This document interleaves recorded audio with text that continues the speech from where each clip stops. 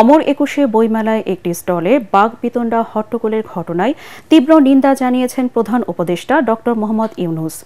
একই সাথে পুলিশ এবং বাংলা একাডেমি কর্তৃপক্ষকে ঘটনাটি তদন্ত করে দোষীদের বিচারের আওতায় আনার নির্দেশ দিয়েছে তিনি। সোমবার সন্ধ্যায় বইমেলায় সব্যসাচী নামের একটি স্টলে হামলা চালায় একদল ব্যক্তি। প্রত্যক্ষদর্শীরা জানান, নির্বাসিত লেখক তসলিমা নাসরিনের বই স্টল থেকে সরিয়ে ফেলার দাবিতে হট্টগোলের সূত্রপাত হয়। মিজান শাহজাহানের রিপোর্ট।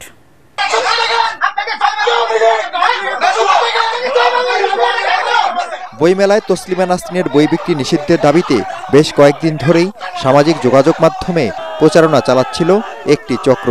সোমবার সন্ধ্যার পর হঠাৎ করেই তৌহিদি জনতার ব্যানারে একদল যুবক জড়ো হয় সোহরাওয়ার্দী উদ্যানে সব্যসাচী স্টলের সামনে। এ সময় তারা তসলিমা নাসরিনের বই স্টল থেকে সরিয়ে নেয়ার দাবি জানায়। বিষয়টি নিয়ে কথা কাটাকাটি হয় স্টল কর্তৃপক্ষ ও যুবকদের। এক পর্যায়ে বন্ধ করে দেওয়া হয় সব্যসাচী স্টল। নিরাপত্তার জন্য সব্যসাচীর প্রকাশক শতাব্দী ভবকে কন্ট্রোল রুমে নিয়ে যায় পুলিশ। ওনার কাছে প্রথমে জিজ্ঞেস করা হয়েছে যে ভাই আপনারা এখানে তাসলিমা নাসরিন বই কেন বিক্রি করতেছেন? উনি ওনার বই যেহেতু ব্যান করা হয়েছে, এরপর আপনি কেন বিক্রি করতেছেন ওনার বই? তো এই কথা বলার পর উনি নাকি খেপে গেছে পুরা এবং আইসা স্লোগান দেওয়া শুরু করছে যে জয় বাংলা।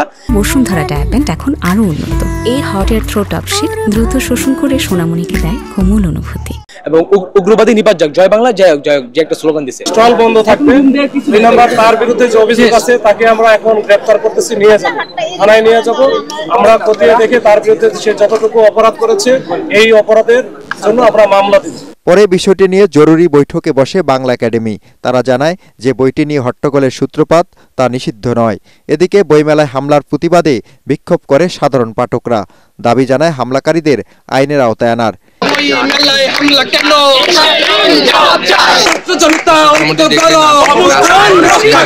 গতকাল সারাদিন জুড়ে অনলাইন জুড়ে একটা গোষ্ঠী একটা উস্কানি দেওয়ার জন্য, হামলা করার জন্য পায়তারা চালিয়েছে।